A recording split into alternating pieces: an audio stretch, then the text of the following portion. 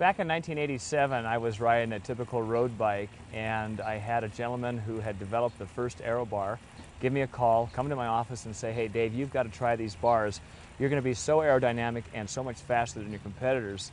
His original design was made out of wood. He was actually a wood craftsman, and he mounted these bikes, and I'm not sure if it was made out of aluminum or steel, but I think we lashed them on with rope or duct tape and put them on my bars, and I proceeded to ride around the parking lot. I had never felt so unwieldy in my entire life when I was on top of these bars, and I, being somewhat polite at the time, I said, you know, I just don't think they're going to work, but I think that, you know, they have some merit for the other guys.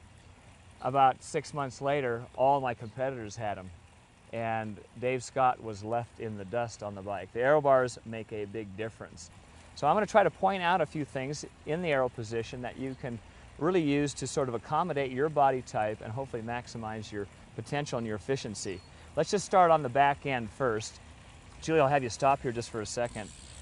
When I move around the back side here, a lot of times when we look at the hip position, the butt position on the bike, and we try to obtain that flat back position, I can push Julie down here and just sort of squish down here real low like that. Well, what happens, it causes her hips to rotate backwards, and ideally we want to start Julie seated up nice and tall to begin with. Come up on your pads here, Julie.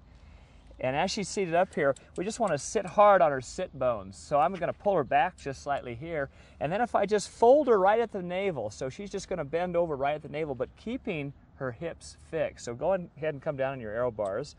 And now we've got her in an Aero position. Why do we do that? The power's got to be generated from the glutes and the hips. We can't think of being quad dominated.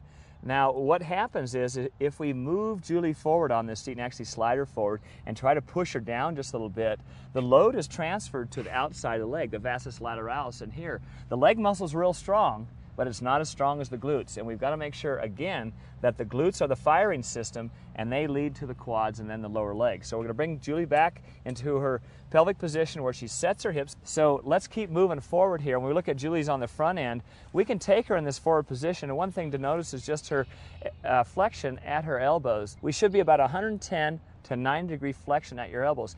If we get too long out in front where we're really elongated, go ahead and scooch back, Julie, and just stretch your arms away. Just come way back. You can see what happens to the angle at the elbow right here is that she's very, very long. Well, it opens up the core, and we're unable to generate power. So we want to just tighten that up a little bit, reduce that angle at the elbows.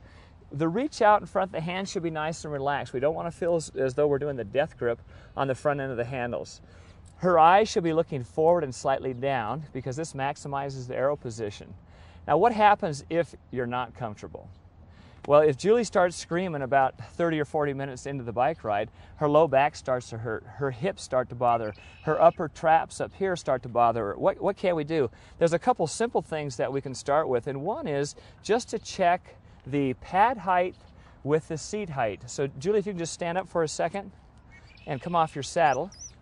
If we just take a measurement from her sit bones on the saddle and measure that down, and we get a distance, and we can measure from her pads down and get that distance, what is the drop between the seat to her pads? In other words, how low can she get down in front here? Well, I could bring her way, way down, but again, that squishes that hip angle.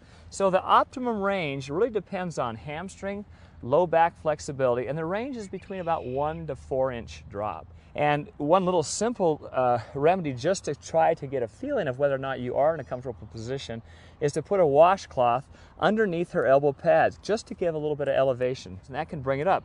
I can do a double fold and bring it up just a little bit higher. Now obviously you want to try this on your home trainer like we're doing and ride for 30 to 40 to 50 minutes to get a feel for it. As we bring this up, you may need to add an extra spacer or also flip around your headset, which is right here, and allow yourself to be up a little bit higher, closer to that 1 inch drop, or even if you're tight, if you're a little bit heavier, shorter in your torso, you may find that it's easier to bring that stem height up so that the seat and the Aero pads are at the same level. When you have these Aero bars, you don't have to get the perfect aerodynamic position. Ideally, we want your elbows in tight. The wind tunnel studies show elbows tight, back is flat, head is down, hips are squeezed together slightly. Then we've got you in the optimum Aero position, but it may not be the best position for you. You can change that a little bit. Make sure that you set the seat first, work on the back end, and then move forward. Once you've got that, you'll find that you'll be able to optimize that airflow, and you'll be able to stay down that aero position.